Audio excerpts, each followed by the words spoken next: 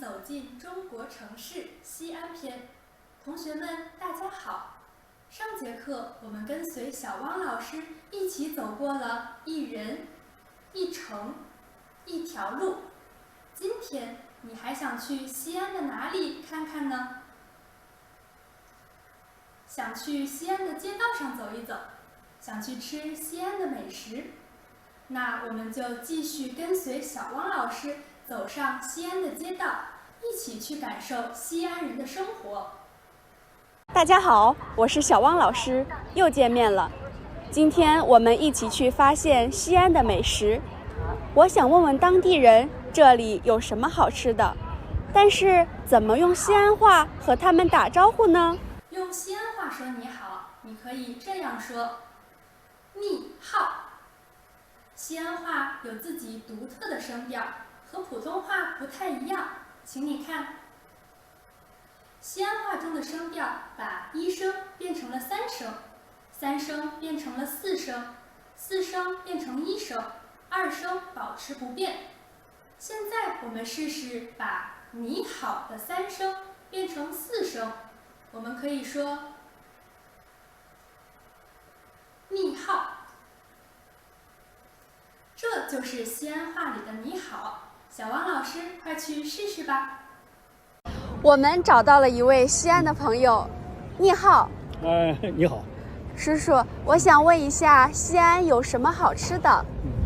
西安这个好吃的还是非常多的啊。第一个话呢，西安的话呢，在清代以后呢，有个回民经商，回民厂呢做这个食品，它的大部分食品上呢，应该有都几百年的历史了。一边的话呢，以它的腊汁肉夹馍，以这个羊肉泡馍啊，另外哈呢，它这个有个灌汤包子，这几年的话呢比较有名。另外，过去西安的话呢，汉民里边呢也有它的肉夹馍，它的腊汁肉夹馍以樊家腊汁这个肉夹馍比较有名。加上近几年有个潼关古城，它也打进西安一个肉夹馍，叫潼关肉夹馍，也做得非常不错。听起来有很多好吃的，那我们现在就快去尝尝吧。肉夹馍是西安最有名的小吃，从名字里就能看到，它包括两种食物，肉和馍。但是，既然是把肉放在馍里，为什么不叫馍夹肉，而叫肉夹馍呢？其实呀，这跟我们刚才学到的西安话的声调有关。如果把肉夹馍说成馍夹肉，用西安话的声调来说，听起来就会变成馍夹肉，也就是没有夹肉的意思。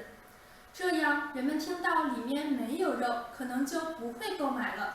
所以为了突出里面有肉，我们就把它移到前面来，变成了我们现在熟知的肉夹馍。除了肉夹馍，西安还有一种美食也与馍有关，你知道是什么吗？这就是羊肉泡馍。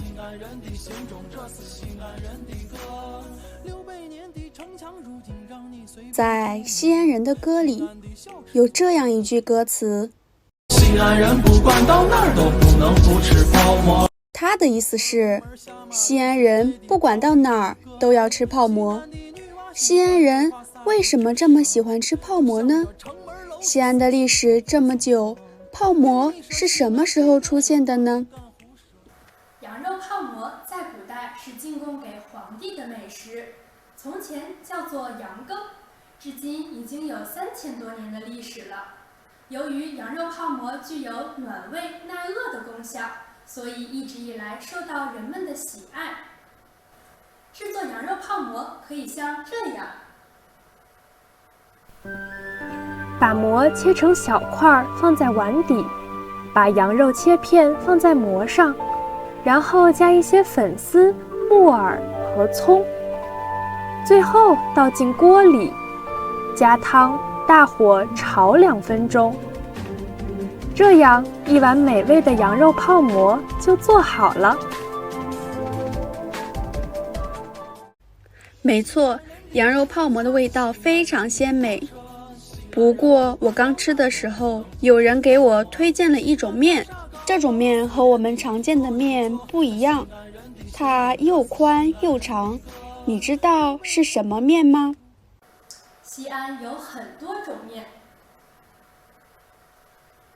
我觉得你说的这种是 biang biang 面，它的名字为什么听起来有点奇怪呢？这是因为在制作这种面的时候会发出 biang biang 的声音，所以叫做 biang biang 面。今天我们介绍了3种西安的美食：肉夹馍、羊肉泡馍，还有 biang biang 面。那么你发现它们有什么共同点呢？没错，它们都是面做的。这是因为西安人非常喜欢吃面食，这些都是面食。西安也因此有了碳水之都的称号。因为西安这片区域不常下雨，适合种植小麦，所以西安人就用小麦创造出了很多好吃的面食。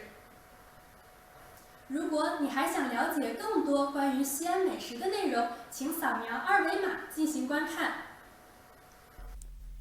小王老师，刚刚你经过城墙的时候，我听到了一些声音，是有人在城墙下唱歌吗？这个呀，不是歌。其实这种高声演唱的音乐是陕西地区的特色戏曲秦腔。你知道这个秦字是怎么来的吗？在古代，西安所属的地方叫做秦，这种戏曲起源于秦，所以叫做秦腔。秦腔是中国最古老的戏剧之一，是国家级的非物质文化遗产。现在我们来一起感受一下秦腔吧。老皇上很复杂，很大探讨，不为个贼，传朝名为自那个皇兄将来本朝廷。现在我所在的地方就能听到秦腔，它听起来高亢激昂，语气豪放，与中国其他戏剧相比会夸张一些。大家来到西安，不妨也去听听秦腔，感受一下它的独特魅力吧。感谢小王老师这2节课带领我们去到西安，实地感受西安的魅力。西安作为13朝古都，不仅有着悠久的历史文化，同时也让我们感受到了西安人的现代生活。大家有机会的话，不妨也去到西安逛逛，一起探索更多西安的故事吧。